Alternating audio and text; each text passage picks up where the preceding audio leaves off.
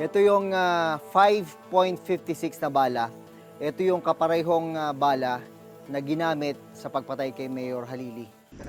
Para mas maipaliwanag ang nangyaring pagbaril kay Mayor Halili, kakapanayamin namin ang isang marksman o eksperto sa paghawak ng baril para malaman kung anong kasanayan ang posibleng meron ang gunman na nagsagawa ng pagpaslang.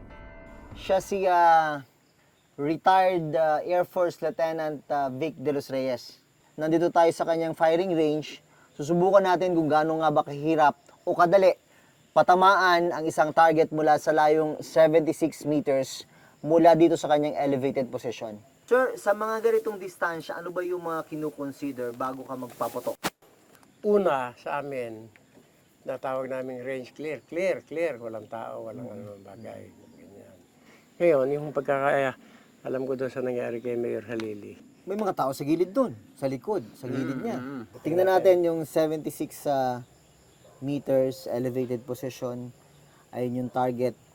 Iron sights, walang scope. Ayon sa PNP, walang ginamit na scope ang hitman. Ayon kay Lieutenant De Los Reyes, bihasa sa paghawak ng baril ang killer ni Mayor Halili. Malinaw pa. Pakikitang-kita pa sa iron sight. Ngayon, kung yung nangyari kay Mayor Halili preparasyon, siyempre siya naman na rin ang preparasyon ng scope noon. Para nagsiguro. Pero sa isang marunong pumutok, kayang-kaya pantamaan. Pero kailangan mo ng training. Oo. Ang training na ito, gugugulan mo ng panahon. Oo. Mahusay raw na napagplanuhan ng gunman ang kanyang pwesto at maging ang layo ng kanyang pagbaril.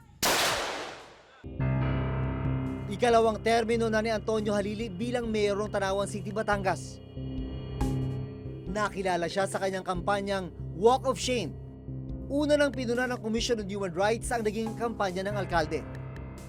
Kung may human rights ka, may ginawa kang masama, may human rights ka, mayroon ding right to information yung aking mga kababayan. No? Yung mga kababayan ko dito, dapat malaman din nila kung ano nangyayari. Sino ba ang dapat na iwasan nila? Pero December 2017, nakasama sa mga alkaldeng sangkot daw sa iligal na droga si Mayor Halili. Sa panayam ng Reporter's Notebook sa Philippine Drug Enforcement Agency o PDEA, pinanindigan nilang sangkot sa droga si Halili kasama ang 82 iba pang mayor, vice mayor, huwes at opisyal ng PNP. Itong listahan namin ito, natapos na yung revalidation po. As I've said before, na-validate na ito noong 2016 pa.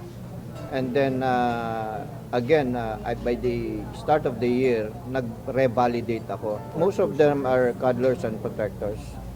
And a few of them are users. Arti-arti pa katong gilatos-latos niya itong kunwari malana. Kunyari itong mga adik iyang ipaprosesyon palatos. Wag yun na siya mana. Sa pagkakapaslang sa kanya, ilang motibo ang sinisilip ng mga otoridad. Ang una natin pinupush through is yung politika. 2016, medyo may nakalaban din siya na isang malaking tao dyan sa Tanawan and we have already invited that person.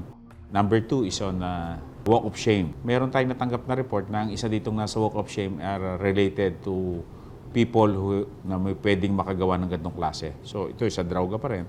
And number 3 is also on drugs. Pero hanggang ngayon, wala pa ring malinaw na suspect sa pagpaslang sa alkalde. Maring itinanggi ng pamilya Halili na sangkot ang alkalde sa droga. My father has been fighting these people who's doing drugs. Kalaban ng dad ko, mga drug lords. I will do my best to give you justice.